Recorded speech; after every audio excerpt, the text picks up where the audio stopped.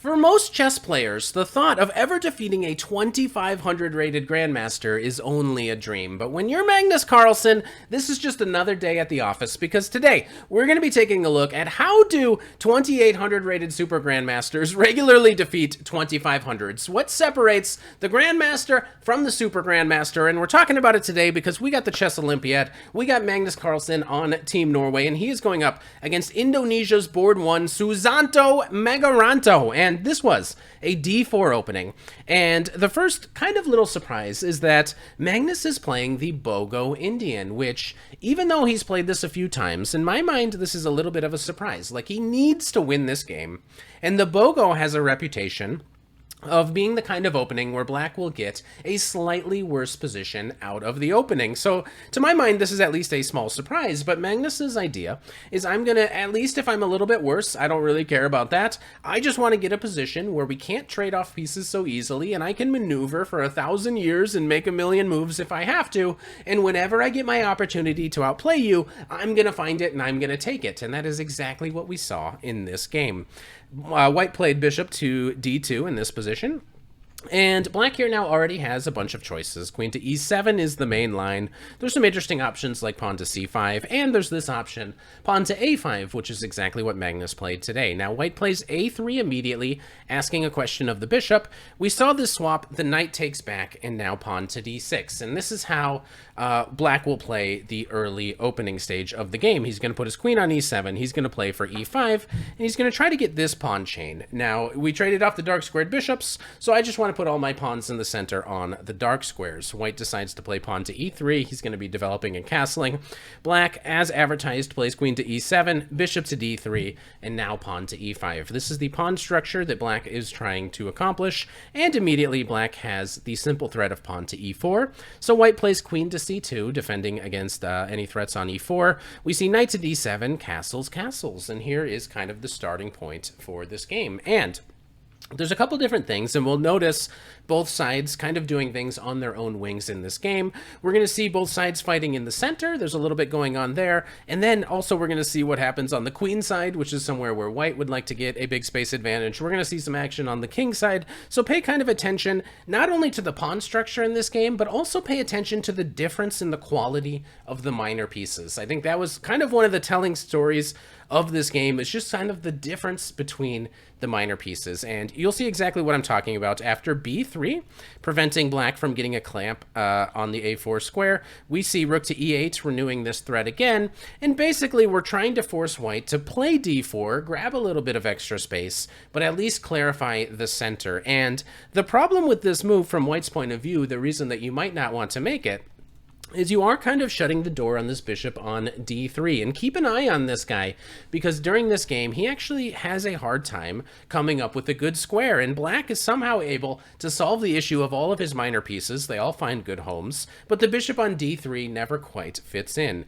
Now, after this knight goes to f8, we see rook to e1, bishop to g4, and black is actually, in these kinds of positions, generally very happy to trade this bishop for the knight, because if you kind of take a look around, there's just no real easy good square for that bishop to go to. So after d5, seizing all the space, the knight just hops right back in. Okay, now I've sensed that maybe the c5 square is available to me.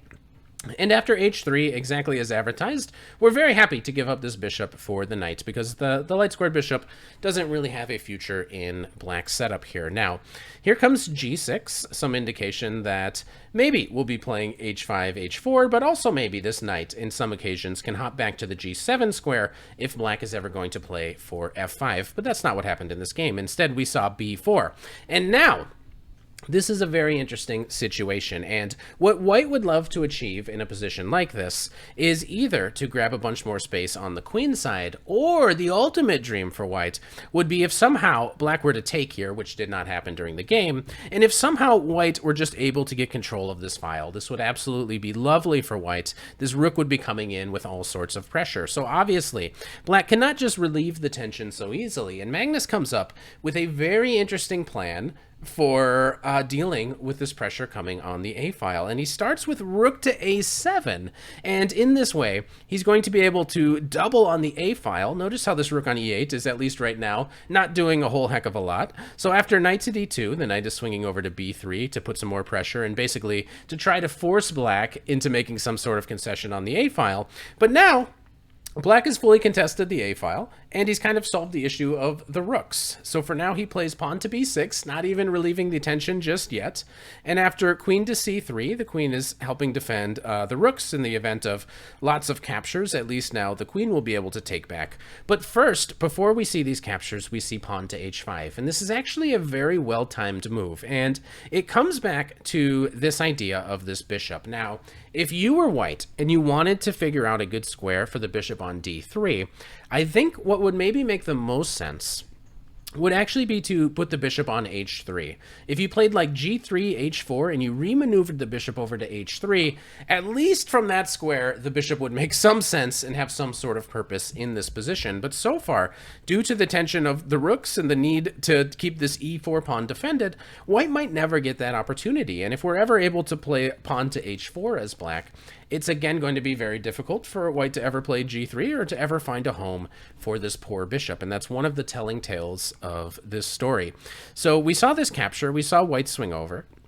But now, after the queen just goes back, we're defending against any checks. We're kind of protecting our pawn in case you do decide to invade. It's just the knights, the minor pieces. It's a big battle here between the minor pieces. And, okay, the knight hops back. We do see pawn going to h4. We see bishop to e2, and this is now white is sensing the opportunity to potentially, in some positions, be able to improve the bishop. You're also cutting out this idea of bishop to h5 because white would simply chomp. And now after the king goes up, queen goes to a3. We see black come up with an interesting plan. And plan is put as much pressure on the e4 pawn as possible. So he actually needs this knight on f6. He needs this knight on g5. And this is exactly what happens. The knight comes to g4. And obviously, white would love to make this trade. The bishop is so bad if it doesn't have a good square. Black says, no way. Black plays knight to g5. And now, as whites, you have to do something in order to keep this defended. And your options are put the bishop here, which is not what was played in the game. But this would obviously keep your bishop, again, kind of behind the pawns, which is not where you want to be. You could try playing f3, but this doesn't look so good. You're allowing all of these weaknesses, and this knight is just going to start hopping in somewhere, so that's not very appealing. So instead, the queen comes over. But now, black actually senses a chance, and this is where Magnus plays one of the star moves of the game, because white comes over, defends the pawn, and hits the knight on g5. So I think, you know, almost everybody in the world would be like, oh, my knight got attacked.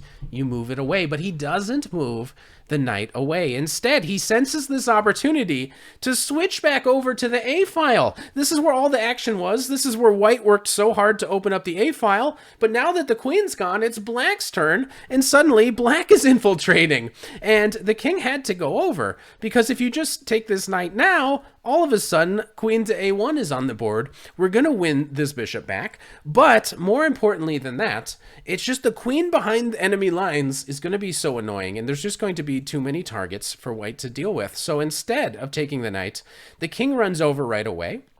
We still see the queen come over, and now the king makes it all the way to e1, but the queen is very strong back here. She's got white all tied down, but now this knight is under attack, so it has to move away. Here comes c5. White is going to try to break through, and we see this move, and basically, black is saying, okay, why don't you go ahead, take twice over here and let me come in. And this would actually be a severe mistake. A knight coming into f4 not only makes this threat, but also knight to d3 looks like it's particularly strong. And this is just going to be way too much for white to deal with. So instead, we see g3. This is the attempt to try to keep this knight out of this f4 square. But now Magnus takes, and he plays pawn to b5, and he's shut down for now the opportunities of winning a pawn on b6. So here comes queen to d3, and he's saying, okay, you didn't want to do that? Well, hey, maybe this is still a weakness. How are you going to be able to defend on b5? Magnus says, oh, don't worry about it. If you take right now, I'm going to be taking on g3, and this is didn't happen just yet, but after c6, We see queen to b2. Magnus is keeping an eye on this pawn now. So white decides now's the opportunity to take on b5. And it's a little bit scary, and black has to have had all of this figured out. And I'm assuming you are imagining, okay, he takes the pawn, black is just simply going to take back on b3. But that's actually not what happened. Magnus again played a very precise move. Queen to c3, and maybe I won't take it with my knight. Maybe I'll take it with my queen, and that would be a big check, and then the queen will be making a lot of threats against the king. And as you can already tell, the king is just way too weak in this position. Now, the bishop came out, you know, keeping this pawn defended. The knight is pinned, so now the bishop just simply defends e4, right? No! Magnus takes it anyway, and now he just does what super GMs do. First, he got the better position, he outplayed the opponent in the middle game, and now you just do all the super tactics. That's all it takes. That's all it takes to be 2800. Just know all the basic plans, outmaneuver your opponents, and then hit them with all the super tactics. That's the way you win. Because after this recapture, he gives this check. King goes here. You have to keep protection of the knight, but now, boom! We hit you with this one, and after a series of checks, he's able to just win all of the material back, and he's able to win this guy. You take me here, no problem. I take this guy, and now black is a pawn up, but more importantly than that, the white king is just way too weak. So after a check, he gets this pawn going, and the game doesn't last much longer. White threw in the towel here because this e-pawn is just way too strong, and the white king is always under attack. So that's how Magnus does it. That's how you beat 2500's Magnus style. So he's the GOAT. Thank you for watching. Please subscribe. Bye!